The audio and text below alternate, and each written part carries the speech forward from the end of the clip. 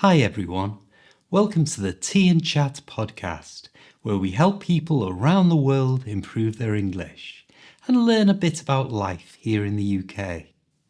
This is a live conversation, so you'll hear some ums and ers and maybe a few sentences that aren't perfectly grammatically correct, but that's how native speakers talk in real life. So it's great for picking up, which means to learn, natural English. You can download a free guide to the vocabulary used today from the link in the description. However, if you're a member of our community, it's already in your inbox. I'm Steve, your host, and as usual, I'm joined by Kerry. Hello. And we've got James with us today. How's tricks, James? I can't grumble, Steve. Right, today's topic is something that often leaves English learners scratching their heads. Accents. Let's kick off with you, Kerry.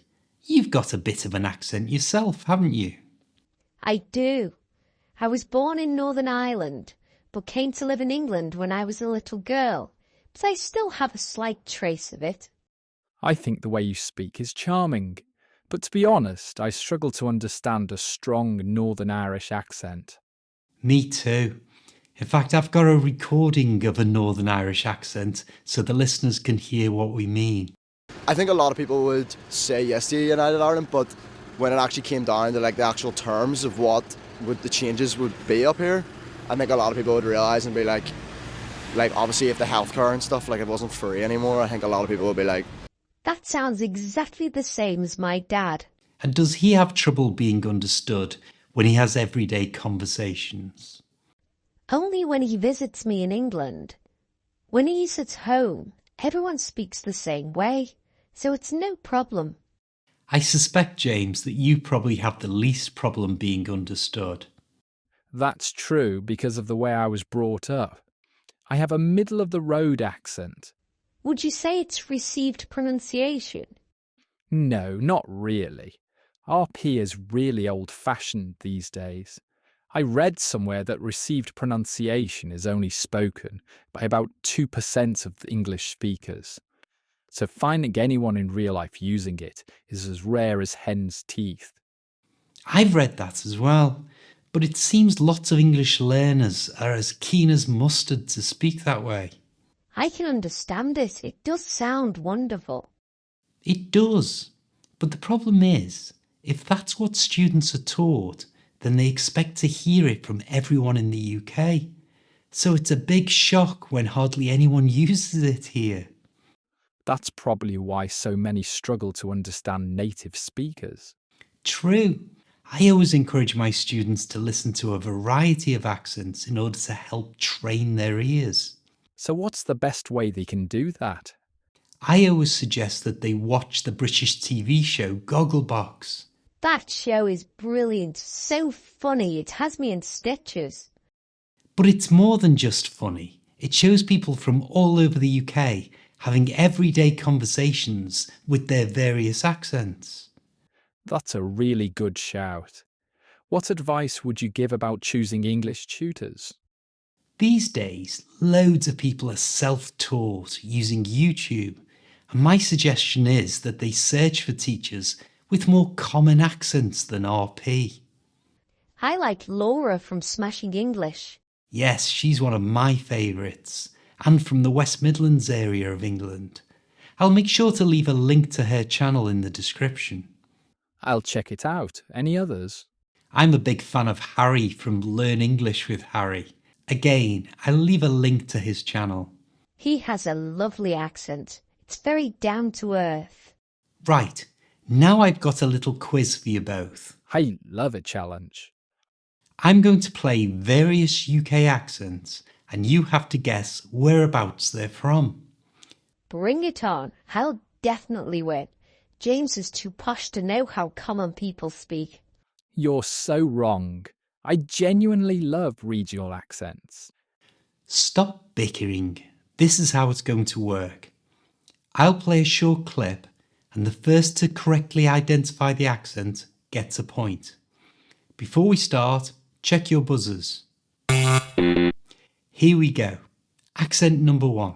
So I went down to the lake, Yes. and who turns up at the lake? I don't know. Who turned up the lake? Megan and Greg, Did they? Uh-huh. to give me an envelope. And I don't know if I should open it or... Yeah, what are we waiting for? Open it, open it, open it. This has got news. That's easy, it's Geordie. I buzzed too, but you beat me. I love a Geordie accent. 1 point to James. That was indeed a Geordie accent, which is how they speak in the northeast of England, around the wonderful city of Newcastle. Hands on buzzers, here's accent 2. Oh, I got up so late because I set the alarm for 10, but I didn't get up till gone 11. And I thought, well, I'm too early for lunch and I'm too late for breakfast, so I just had a banana. But if anything, that made me more hungry. South Wales. North Wales. Another point to James. It's how they speak in Swansea, which is a city in South Wales. It almost sounds like they're singing when they speak. It really does. Are you ready for the next accent? Here we go, number 3. I could turn around and say to you, I'm not being funny at the end of the day. I don't mean that. But that's not what I'm trying to say. Come on. I don't know. Is it around Essex? Good guess, it is. Yes, I've heard it on TV reality shows. They're always full of people with Essex accents. That's why I never got it. I don't watch those shows. Number 4. No, not far. The guy would be like there and I would be here, you know. Have a look at some anemones and... Easy. I went to university there. That's a Scottish accent. If I'm not mistaken, it's the city of Glasgow. Is my buzzer not working? Give it a press. I'm just too slow. So another point to James. That was a Glasgow in Scotland accent. I think it's one of the most difficult even for a native English speaker to fully understand. But this next one is a doddle. I think Chelsea fans have showed respect for a couple of seconds for me, but they've slaughtered me all game, so I'm not going to get drawn into wishing the Chelsea fans very well. It was nice of them to turn up for once today. Ha! It's Scouse like yours. Well, you are right, it is a Scouse accent, which means it's from Liverpool like me. But that is a lot stronger than mine. In fact, it's a famous footballer called Stevie Gerrard. When I hear him and then listen to you speak, it's difficult to believe you're from the same city. I can make my accent a little stronger like this. Are you alright, laugh? Fancy going for a bevy like? That's such fun, but I can barely make out what you're saying when you speak like that. It really is just practice training your ears like I mentioned before. Are you ready for our last accent? We certainly are. Okay, here's the last accent. And he said to me one day, would you like to go to Exeter to do some shopping? Cause I said to father, that would be a treat. I said, I haven't been up Exeter for years. I've been there on holiday. It's the West Country, either Devon or Dorset. I agree, my boss talks just like that, and he's from the West Country. You're correct, Kerry. It's a beautiful West Country accent. So who won? It's a draw, 3-all. Let's have a tiebreaker. Fingers on the buzzers, here we go.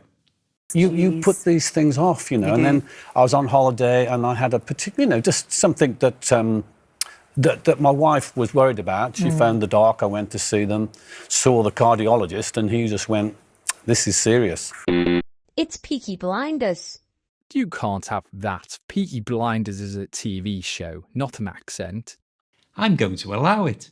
The accent is Brummie from England's second biggest city, Birmingham.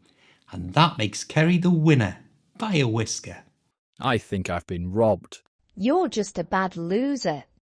Well, we've just about run out of time. I'll leave links to the channels we've mentioned in the description. James, Kerry, thanks for joining me. An absolute pleasure.